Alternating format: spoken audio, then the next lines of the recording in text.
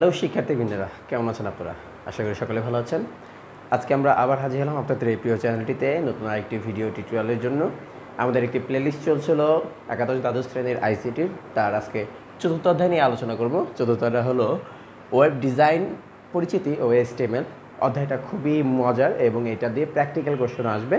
আমরা আপনাদের এখানে সুযোগ হলে আপনাদেরকে কিছু প্র্যাকটিক্যাল জিনিস এখানে করে দেখাবো। সো আমি আপাতত শুরু করছি প্রথম কনসেপ্ট থেকে, হয়তোবা এই ভিডিও টিউটোরিয়াল দুইটি ভিডিওতে শেষ হবে। সো আমরা এখন মূলত পড়ায় চলে আসি। সেটা হলো, প্রথমে আমরা জানি ওয়েব ডিজাইনের ধারণা সম্পর্কে। আসলে ওয়েব ডিজাইন কি? আমরা সবাই তো ইন্টারনেট দেখছি না? এই যে এইমাত্র আমার ইউটিউব চ্যানেলে আমার ভিডিওটা আপনি দেখছেন, এটাও একটা ওয়েব পেজ। একটা ওয়েব পেজ থেকে আপনি দেখতে পাচ্ছেন। সহজ কথায় বলতে পারি যে ব্রাউজার ব্যবহার করে আমরা যাই দেখতে পাই সব কটাই হলো বিভিন্ন ওয়েব, এবং সেটা যেই ডিজাইনের তাই সেটা এক এক ডিজাইন, এটাকে বলা হয় ওয়েব ডিজাইন। সো ব্রাউজারগুলি কি আমরা জানি।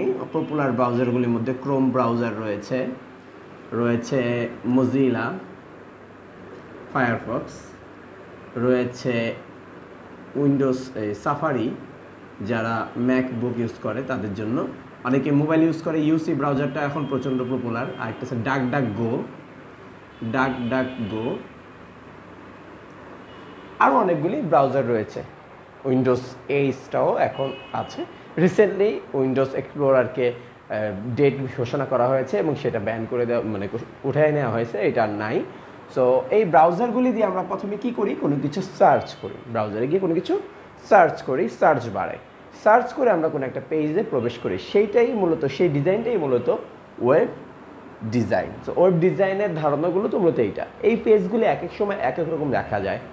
কখনো ভিডিও প্লে হচ্ছে, কখনো কোনো স্ট্যাটিক ডাটা রয়ে গেছে। স্ট্যাটিক ডাটা মিনস হলো যেই ডাটা পরিবর্তন হয় না। স্ট্যাটিক মানে পরিবর্তন হয় না। আবার কিছু ডেটা অটোমেটিকলি পরিবর্তন হয়, আমরা তার সাথে ইন্টারেক্ট করতে পারি, ফর্ম সাবমিট করতে পারি, আমার তথ্য ইনপুট দিতে পারি, সেগুলিকে বলা হচ্ছে কি ডায়নামিক, পরিবর্তন হয়। তার মানে হলো ওয়েব ডিজাইনকে মূলত দুই ভাগে ভাগ করবে, একটা হলো স্ট্যাটিক ওয়েব ডিজাইন, একটা হলো dynamic web design. Static web design করতে হলে শুরুতে বেসিক কনসেপ্ট আমাদের HTML জানলেই হবে। HTML মানে হলো হাইপার টেক্সট মার্কআপ ল্যাঙ্গুয়েজ। আমাদের এই ভিডিও টিউটোরিয়ালের সাথে যুক্ত থাকলে আমরা আরও ডিটেলস আলোচনা করব। আর আরেকটি সুন্দর করার জন্য CSS জেনে নিতে পারেন। আর সবচেয়ে পপুলার CSS এর জন্য একটি ওপেন সোর্স রয়েছে, সেটা হলো বুটস্ট্র্যাপ। সেটার থেকে অনেকে ওয়েবসাইট তৈরি করে থাকে। ডায়নামিকের জন্য আমাদের যেটা লাগে সেখানে একটা HTML CSS লাগেই।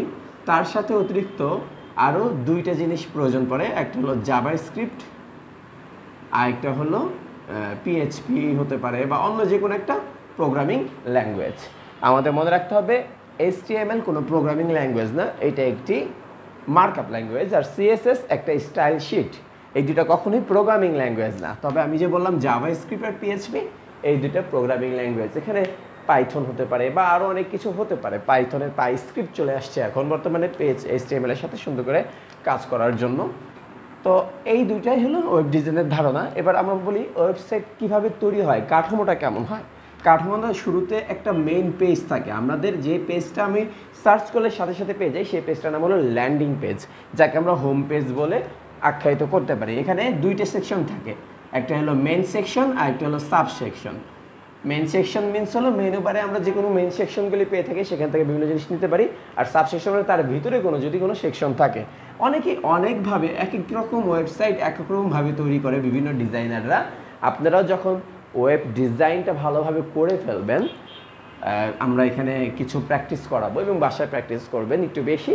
আরও অনেক টিউটোরিয়াল রয়েছে HTML CSS সম্পর্কে। এর জন্য সবচেয়ে পপুলার ওয়েবসাইট, যদি কারো আগ্রহ থাকে HTML ভালো করে শেখার জন্য, W3 স্কুল, এই সাইটটা থেকে আপনারা HTML CSS শিখে নিতে পারবেন এবং আপনাদের মনের মতো করে ডিজাইন করতে পারবেন। আমরা চলে আসি আমাদের ক্লাস ভিত্তিক পড়াশোনায়। সো আমরা এবার আসবো ওয়েবসাইট নেটওয়ার্ক। ওয়েবসাইট নেটওয়ার্ক হলো আপনার এই প্রত্যেকটা পেজে অনেকগুলি সেকশন থাকতে পারে। অ্যাবাউট পেজ থাকতে পারে, কন্ট্যাক্ট পেজ থাকতে পারে। এক একটা জায়গা থেকে এক এক তথ্য আসতে পারে ব্যাক এন্ড থেকে। এটা কি জিনিস এটা আমি আপনাদের পরে বোঝাবো, এটা আপনাদের এই সিলেবাসে নাই। আপনাদের শুধুমাত্র ফন্ট ইন ডিজাইনটা রয়েছে HTML, আর তার জন্য সাথে একটা জিনিস এক্সট্রা শিখে নিতে পারবেন CSS। সিএসএস মিনস হলো ক্যাসকেডিং স্টাইল শিট, আর এইচটিএমএল মানে হলো হাইপার টেক্সট মার্কআপ ল্যাঙ্গুয়েজ। তো ব্যাকএন্ড থেকে অনেক তথ্য আসতে পারে, এই আসার যে কাঠামো কিভাবে আসে সেই কাঠামোকে বলা হয় ওয়েবসাইট নেটওয়ার্ক। নেটওয়ার্কের মধ্যে খুব সহজেই সুন্দরভাবে আমরা ওয়েবসাইট থেকে অনেক তথ্য ব্যাকএন্ড থেকেও বিভিন্নভাবে পেয়ে থাকি। এই কাঠামোটা বিভিন্নভাবে তৈরি হয়ে থাকে, সে বিষয়ে আমরা পরবর্তীতে আলোচনা করব। এখন আমরা চলে আসবো এইচটিএমএল এর ধারণা নিয়ে। এইচটিএমএলকে আমি কিছুক্ষণ আগেই বলেছি, এটা যদি পুনরূপ করি সেটা হলো হাইপার টেক্সট মার্কআপ ল্যাঙ্গুয়েজ। এটা কোনো প্রোগ্রামিং ল্যাঙ্গুয়েজ না, এটা একটি মার্কআপ ল্যাঙ্গুয়েজ। মার্কআপ ল্যাঙ্গুয়েজ মানে হলো গঠনিক দিকটা তৈরি করে ফেলা, এবং এর লেটেস্ট ভার্সন এখন বর্তমানে পাওয়া যাচ্ছে HTML5, এবং এর জনক হলো টিম বার্নার্স-লি। আর এই HTML কোডগুলি কিভাবে করতে হয় সেটা একটু জানার চেষ্টা করি। আর কোড করার জন্য কি কি প্রয়োজন, প্রয়োজন কোনো কিছুই না, একদম সহজ জিনিস, একটা নোটপ্যাড লাগবে। নোটপ্যাড, এটাকে বলা হয় টেক্সট এডিটর। যে কোনো টেক্সট এডিটর হলেই হবে। টেক্সট এডিটর নোটপ্যাড হতে পারে, নোটপ্যাড প্লাস প্লাস হতে পারে, সাবলেন লাইন হতে পারে, PHP স্ট্রম হতে পারে, VS কোড হতে পারে, অনেক ধরনের এখন code editor, note editor, text editor software রয়েছে। সেই সফটওয়্যারগুলি আমরা ইউজ করতে পারি। আরেকটা প্রয়োজন ব্রাউজারে এইটা ওপেন হবে, মানে এই প্রোগ্রামটা ওপেন হবে, এবং এই ফাইলটা সেভ হয় .html এক্সটেনশনে। এখন জানার চেষ্টা করব আমরা এক্সটেনশন কি। একটি ফাইল কোন ফরম্যাটে রয়েছে সেটা জানা যায় তার এক্সটেনশনে। আমি উদাহরণস্বরূপ যদি বলি .png, এটা দেখে বুঝতে পারছি এটা একটা ইমেজ ফাইল। .jpg, এটা দেখে বুঝতে পারছি এটা একটা ইমেজ ফাইল। .doc অথবা .docx, এগুলি দেখে বুঝতে এটা একটি ডকুমেন্ট ফাইল। আমরা এই ফাইলের এক্সটেনশনগুলি প্রতি ফাইলের নামের পরে ডট দিয়ে যুক্ত করি।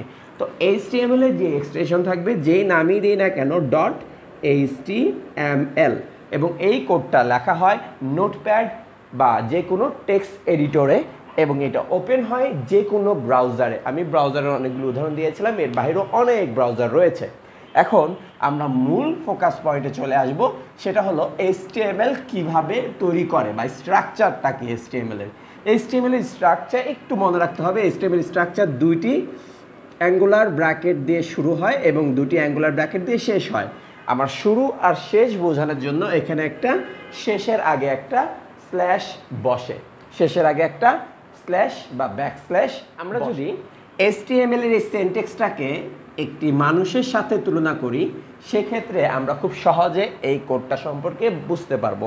উদাহরণস্বরূপ বলতে পারি যে একটা মানুষের একটা হেড থাকে এবং একটা বডি থাকে। আমি ছবি আঁকাতে অত বেশি পারদর্শী না, তো মাফ করবেন, কিন্তু বোঝার জন্য দেখি এটা একটা হেড আর এই পুরো অংশটা হলো বডি। সো এই হেডের HTML ট্যাগ শুরু হবে, যেহেতু আমার ট্যাগটা শুরু হয় কি দিয়ে, আমি বলেছি ট্যাগটা শুরু হয় অ্যাঙ্গুলার ব্র্যাকেট দিয়ে, আর এই হেডটা শেষ হচ্ছে কোথায়, এখানে। সো এখানে হেডের শেষ হবে, আর হেড শেষ হওয়ার পরপরই যে আসছে সে নাকি বডি। সো এখানে একটা বডি শুরু হবে ট্যাগ, আর এখানে বডি শেষ, তো বডি ট্যাগ শেষ হবে। মূলত আমাদের HTML এর কোডটা একজন হিউম্যান বিইংয়ের মতোই কাজ করে। মানুষের মাথা থাকে আর বডি থাকে। মাথা অংশকে আমরা মাথা, ইংলিশে বলা হয় হেড, সেটা হেড স্টার্টিং ট্যাগ আর ক্লোজিং ট্যাগ দিব, আর বডি ট্যাগ দিব স্টার্টিং আর ক্লোজিং। বডি ট্যাগের মধ্যে যাই লেখা হোক না কেন, সব কয়টা আমাদের ওয়েব ব্রাউজারে শো করবে। তার মানে ওয়েবসাইটে আমি যে সকল তথ্য দিতে চাই সেগুলি সবসময় বডিতে শো করবে। তবে হেডে যখন আমরা কোনো কিছু লিখব, হেডের ভিতরে যেগুলি থাকে সেগুলি কখনই শো করে না। সচরাচর হেডের ভিতরে 6টা ট্যাগ ব্যবহৃত করে, 6 ধরনের ট্যাগ। এই যে আমি এইমাত্র বললাম না, এই অ্যাঙ্গুলার ব্র্যাকেটটা শুরু, অ্যাঙ্গুলার ব্র্যাকেট শেষ, অ্যাঙ্গুলার ব্র্যাকেটটা শুরু, আর এখানে ব্যাকস্ল্যাশ দিয়ে শেষ, এইগুলিকে বলা হয় ট্যাগ। তার মানে HTML এর কোডিংয়ের যে আমাদের স্ট্রাকচার রয়েছে সেগুলিকে বলা হয় ট্যাগ, ট্যাগিং করা। এটা দুইটা পার্ট মূলত, একটা হেড পার্ট, একটা হলো বডি পার্ট। তো আমি আগের মূল কনসেপ্টে চলে আসি। আমি যদি মনে করি যে একটা HTML এর একটা সিনট্যাক্স তৈরি করব, তো শুরুতে কি থাকবে, একটা হেড থাকবে, এবং সেই হেডের আবার কি হবে, ক্লোজিং হবে, এবং তারপরে সাথে সাথে কি হবে, একটা বডি থাকবে এবং বডির একটা ক্লোজিং হবে। বডির ভিতরে আমি যাই দেই না কেন সেগুলি সব শো করবে, হেডের ভিতরে যাই দেই সেটা মূলত শো করবে না, সেটা অন্য কাজে ব্যবহার করা হবে। বিভিন্ন ট্যাগ ব্যবহৃত হয়, আমরা দেখতে পাচ্ছি পাশে আমাদের বিভিন্ন ট্যাগ রয়েছে, আরও কিছু পপুলার ট্যাগ, সেইগুলি আমরা দেখতে পাচ্ছি। সেখানে HTML tag, body tag, style tag, section tag, paragraph tag, break tag, আরও অনেক ধরনের ট্যাগ আমরা এখানে দেখতে পাচ্ছি। সেগুলি নিয়ে আমরা আলোচনা করব ওয়ান বাই ওয়ান। যখন আমরা এইটার আরেকটি পার্ট করব, সেই পার্টটি অবশ্যই আই বাটনে দেখতে পারবেন। প্রয়োজনে শুধুমাত্র HTML কোডগুলি কীভাবে করতে হয়, এটা সলিউশন কী করবো, প্রশ্নে যেগুলো আসবে সেটা কীভাবে সমাধান করবো, সেটা আই বাটনে সরাসরি দেখতে পারবেন, অথবা খুব দ্রুতই আমাদের প্লেলিস্টে অ্যাড হয়ে যাবে। সো আমরা আজকে মূলত বাকি অংশটুকু শেষ করতে যাচ্ছি, তাই হালকা একটু ধারণা দিচ্ছি। সেটা হলো এই হেড আর এই বডি কার, এটা হলো HTML এর। সো সবার শুরুতে আসবে HTML, আর এই বডি যেহেতু শেষ হয়েছে, কার বডি শেষ হয়েছে, HTML এর শেষ হয়েছে। সো HTML এর মাথা আর বডি এবং পুরাটাই হলো HTML। দ্যাটস HTML ট্যাগ দিয়ে শুরু, সবার শেষে HTML ট্যাগ শেষ। হেড দিয়ে শুরু, হেড শেষ। হেডের ভিতরে যা খুশি তা লিখতে পারি আমরা। সেটা কি লিখবো? 6টা ট্যাগ লিখবো, মেটা ট্যাগ লিখবো, স্টাইল ট্যাগ লিখবো, টাইটেল ট্যাগ লিখবো, আমরা আরও ভালো করে জানবো। লিঙ্ক ট্যাগ লিখবো। আর বডিতে বিভিন্ন ধরনের ট্যাগ লিখতে পারি আমরা। ডিভিশন ট্যাগ লিখতে পারি। ডিভিশন ট্যাগগুলি আমাদের একটি এরিয়াটাকে নির্দিষ্ট করে ভাগ করার জন্য ব্যবহৃত হয়। প্যারাগ্রাফ ট্যাগ লিখতে পারি বিভিন্ন কিছু লেখার জন্য। টেবিল ট্যাগ লিখতে পারি কোনো টেবিল আঁকার জন্য। ইমেজ ট্যাগ ব্যবহার করতে পারি আমরা কোনো ইমেজ ব্যবহার করার জন্য। আমি আপনাদেরকে প্র্যাকটিক্যাল দেখাবো, যারা আসলে প্র্যাকটিক্যাল ফেস করবেন তাদের জন্য সুবিধা হবে। আমি আরেকটু আলোচনা করব। তো আমি যে ট্যাগগুলির কথা উল্লেখ করছি, সেই ট্যাগের মধ্যে ধরেন একটা আছে প্যারাগ্রাফ ট্যাগ। প্যারাগ্রাফ ট্যাগ শুরু করব, প্যারাগ্রাফ ট্যাগ শেষ করব। এখানে আমি যে কোনো লেখা লিখতে পারি, যে কোনো লেখা লিখতে পারি আমরা। লেখার পর আমার মনে হলো যে প্যারাগ্রাফ ট্যাগের কিছু জিনিস আমার পরিবর্তন করা লাগবে। যেমন আমার টেক্সট কালার চেঞ্জ করা লাগবে, ফন্ট কালার। তো এই কথাটা কোথায় লিখবো সেইটা লেখার জন্য আমি যে প্রথম ট্যাগের যে অপশনটা রয়েছে, দুইটা ট্যাগের দুইটা পার্ট, একটা হলো ক্লোজিং পার্ট আর একটা হলো স্টার্টিং পার্ট। এটা স্টার্টিং পার্ট, এটা ক্লোজিং পার্ট। তো এক্সট্রা যেই অতিরিক্ত পরিবর্তন আনতে চাবো, সেটা আমরা চাইলে এই প্রথম ট্যাগের মাঝখানে লিখে দিতে পারবো। যেমন ফন্ট কালার দিব রেড, তাহলে এটা হয়ে যাবে রেড। আমি এটা প্র্যাকটিক্যাল করাবো, আপনারা সহজে দেখতে পারবেন। আমাদের সাথে অবশ্যই যুক্ত থাকবেন এবং সাবস্ক্রিপশন করবেন। সো তখন হয়ে যাবে। সো আমি যদি ট্যাগের মাঝখানে অতিরিক্ত কিছু আনি, সেই অতিরিক্ত অংশকে বলা হয় অ্যাট্রিবিউটস। অতিরিক্ত অংশকে বলা হয় অ্যাট্রিবিউটস। অ্যাট্রিবিউটস কি? একটি HTML কোডকে মডিফাই করার জন্য, আরও বেশি আকর্ষণীয় করার জন্য ট্যাগের মধ্যে কিছু পরিবর্তন আনতে হয় প্রথম ট্যাগে, সেটাকে বলা হয় অ্যাট্রিবিউটস। অ্যাট্রিবিউটসের দুইটা পার্ট, একটা হলো প্রপার্টি, একটা হলো ভ্যালু। প্রপার্টি আর হলো ভ্যালু। এক্স্যাক্টলি আমি কি আনতে চাচ্ছি? আমি আনতে চাচ্ছি ফন্ট কালার চেঞ্জ করতে চাচ্ছি, ফন্ট কালার। এটা হলো প্রপার্টি। আর ভ্যালু কি? ফন্ট কালার কি দিতে চাচ্ছি? ফন্ট কালার রেড দিতে পারি, ইয়েলো দিতে পারি, ভেলভেট দিতে পারি, যে কোনো কালার দিতে পারি, সেই কালার চলে যাবে, সেটার নাম হলো ভ্যালু। এইটা হলো অ্যাট্রিবিউটের সংজ্ঞা। আমাদের থিওরিটিক্যাল পার্ট আর সামান্য রয়েছে, এটা শেষ করেই আমি আজকের জন্য ভিডিওটি শেষ করব। তবে থিওরিটিক্যাল পার্টটা শেষ করে ফেলি। সেটা হলো .com, .net। এইগুলি কি? ওয়েবসাইটের পরে আমাদের বিভিন্ন ধরনের এরকম লিঙ্ক থাকে, .info। এগুলি মূলত বিভিন্ন ডোমেন পারচেসের বিভিন্ন ধরন। কমার্শিয়াল পারপাসে .com ব্যবহার করা হয়, নেটওয়ার্কিং পারপাসে নেট ব্যবহার করা হয়, কোনো ফাউন্ডেশন বা অর্গানাইজেশনের সাথে .org ব্যবহার করা হয়।